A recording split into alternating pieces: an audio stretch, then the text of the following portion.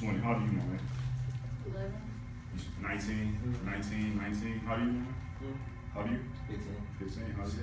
17. So y'all still young, still teenage. Y'all feeling yourselves right now. So who's still in high school? Y'all too? What size you wear? Large. What size you wear?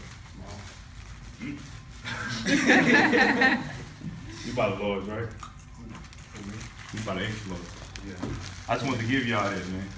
That's just a little token of my appreciation for y'all coming out, supporting us. So first of all, a little bit about myself. Like she said before, my name is 𝐓𝐡𝐻𝐼𝐬. I'm originally from Abbeville, Alabama. I moved out here in Dallas 2005, so that's about 12 years ago. But moving from Alabama to Dallas, it was like crazy. So I come from a small town, grew up a little poor. I actually took my man Charlie to my hometown to see a little bit where I came from. It was like, whoa, okay, reality check. And it was also a reality check for me. But more so of a reality check, it was more just me reflecting on my life and like thanking God of where I came from. Because I grew up single parent home, me, my mom, my two brothers, two-bedroom apartment. I slept on the top bunk all through high school. So dating in school, it was like, oh yeah, baby, I'm finna come pick you up. Come to my house. Nah, you can't come to my house. Because I was too embarrassed to like bring you to my house because I'm like, shoot, I'm sleeping on the top bunk, you know? So, but during that time, like, you know, around y'all age, I always worked. Like I had a job since I was 14 years old. So I always had a job. So I always like bought new shoes, you know, fresh hats, fresh jeans, you know, thinking I'm fly going to school, thinking I'm the man, you know what I mean? But one day it was like, I realized that I wasn't the man. And how I realized that was because going through high school, like, you know, you going to school, everything's good. And then one day I graduated and reality hit hard. I heard a quote that said, y'all talking about Mike Tyson, and he was saying, I mean, everybody know who Mike Tyson is? So y'all know Mike Tyson was knocking jokers out back in the day. So they were saying everybody wanted to fight Mike, and everybody thought they can take Mike until they got that first punch. And then they was like, whoa, like Mike ain't no joke, man. And that's what life does to us. Like we think we ready for life when we're in high school, and we think we ready for life when we're young. But once you graduate and reality hit hard, like it's like you in the boxing ring. You either do one or two things. You either fall on the floor or you step back and make an adjustment. You know what I mean? So that's what I had to do. I had to make an adjustment. And I'm getting a little bit ahead of myself. But growing up, I always like I said, I grew up single parent. My family worked. But no one in my family like ever told me like, Dion, you can go to college. Dion, you can do things. It was always, Dion, you need to work. Dion, you need to work. So my whole life I grew up thinking that it's gotta work. You know, I'm just gonna work, and I'm gonna work hard, and I'll maybe move up one day. But that didn't work out for me. I hated working. Like my first couple of jobs, I hated it. I ain't gonna lie. Like I hated getting up, going to work, because I feel like, man, I'm smarter than the person that's my boss. Like, and that's even as a teenager, I knew it was something special about me, and I always believed that. So at the age of 19, fast forward back to you guys' age, I was driving in my car, had me a 1996 Grand Marquis, thinking I'm fly swinging, y'all know how we do it. And I had a wreck, and I almost died.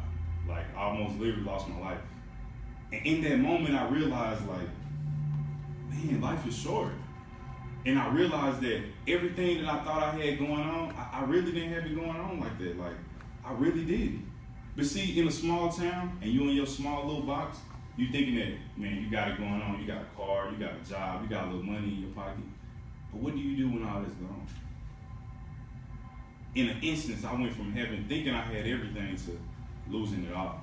Like no car, no job, like walking around looking real bummy, like no fresh kicks no more, no hats. I remember we used to, and not condoning smoking, but I used to smoke. And if they had a little corner store, you can go and buy 50-cent cigarettes. And I couldn't even afford a 50-cent cigarette.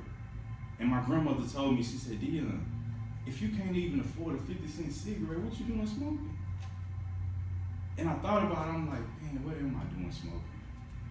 And constantly I would think like, man, it gotta be more to life than just Abbeville. Like, I'm not having no job, I'm not having success on my job. Well, like, what can I do? So finally I reached out and I was like, man, I gotta do something. So I called my aunt in Texas, and she was like, Dion, why don't you come move out here with me? I was like, nah, I don't want to move with y'all. Like, they was religious. Like, I mean, religious. Like, you go to their house, they can have cable, no radio. They didn't even want you watching a bootleg movie at their house. So I'm like, heck no. Like, I'm not going over there. Like, I'm not doing, y'all may not know what bootleg movies are, but that's when you record the movie and have DVD. I know you're still young. But yeah, y'all just got the Fire Stick now. But back then, we had the bootleg DVD. So they wouldn't even let you watch a bootleg movie in their house. They were like, man. So I was like, nah, I'm not going there. But so time kept going on and time was going on. I'm like, man, like, something got to give. So one day I was talking to one of my friends who was a little older than me. He was like, Dion, man, there's something special about you. And I'm saying that to say it's something special about y'all, but he looked at me, he was like, it's something special about you. He was like, but you don't even realize that you're different from everybody. He was like, you're trying to hang out with these guys, you're trying to act like them, but that's not you. He was like, I can see right through that, that's not you. And it took him telling me that and me realizing that that wasn't me. Like, I wasn't like those guys. You know, even though I hung out on the corner with them, I was out there with them, and I could have easily got caught up with them. Thank God I did. I'm the only one from my neighborhood that never went to jail out of everybody I used to hang out with. The only one. And now I ask myself, like, God, why me? But then I think, why not me? Because I'm chosen. I'm different.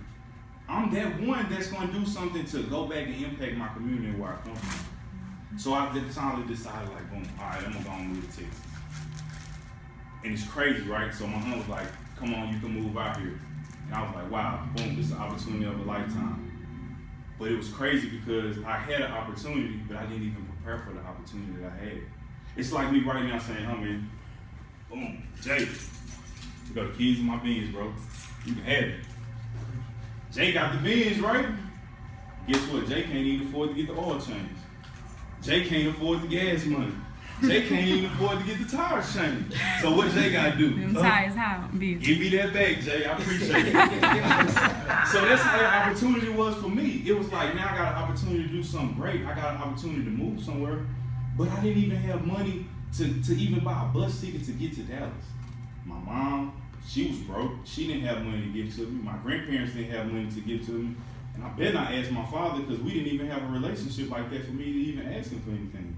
So I was like, forget it, I gotta come up with a plan. So I was like, worst case scenario, I'm gonna go to the temp service. Went to the temp service, and was like, okay, so we see that you work here, 6 months, 3 months, so what's going on? I'm like, man, I quit, I got fired, all right, we can't help you.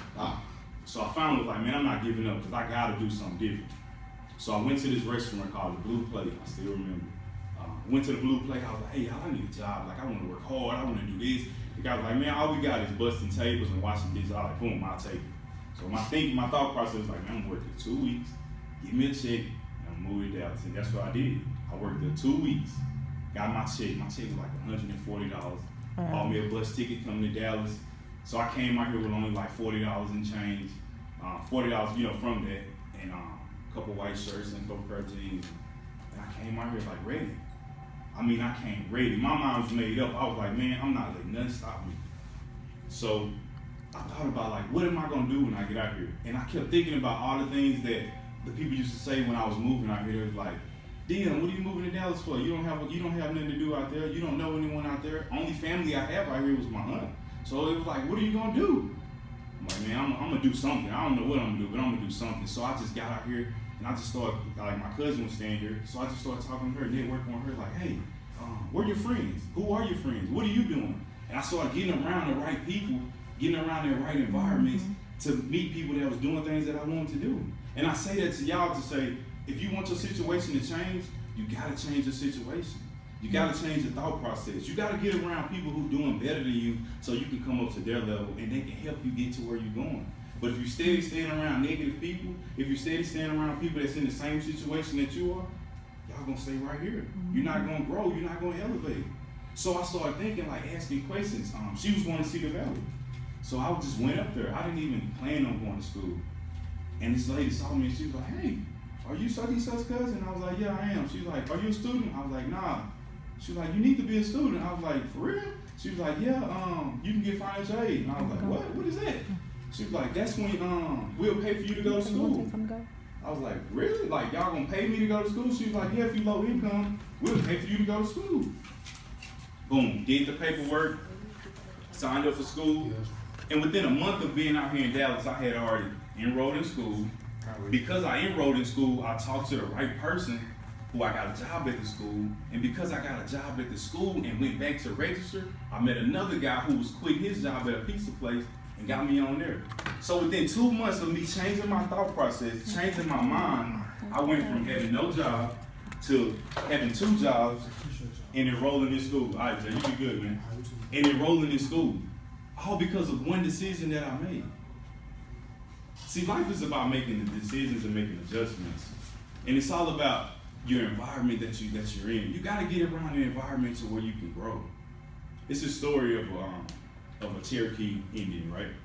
So this Cherokee Indian, he had a grandson. He used to talk to his grandson every day about life. He would be like, son, like, you have to build your character. And son, you have to do great things and help people. And son, you have to do all these great things. And his grandson was like, oh my God, like my grandfather is just so amazing. And one day he had a talk with him. He said, grandson, come let me talk to you, man. He said, listen, son. He said, there's 2 wolves living inside of us. He said, one wolf is like evil. He's disrespectful. He's full of envy. He's full of lust. He's full of pride. He said, and the other wolf, he's full of love, compassion. Like he has a giving heart. He loves to help people. And his grandson said, is 2 wolves living inside of us, grandfather? He said, yeah, it's 2 wolves living inside of us. He said, but which one wins? He said, the one you feed, son. He said, you are what you feed. So I asked that question to ask y'all, what do you feed yourself? What are you feeding into your mind? What are you feeding into your heart? What are you feeding into your spirit?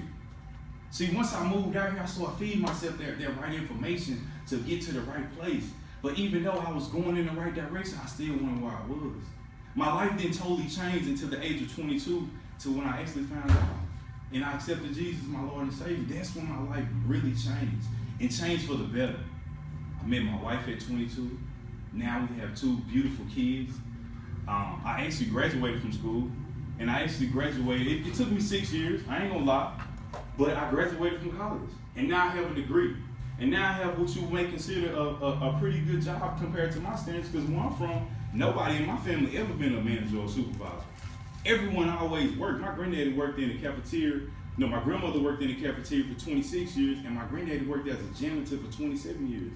But he worked as a janitor because he couldn't read, he couldn't write, but he had a good work ethic. And I saw that. I saw like, man, even though he couldn't read and write, he didn't let nothing stop him. He didn't put limitations on him.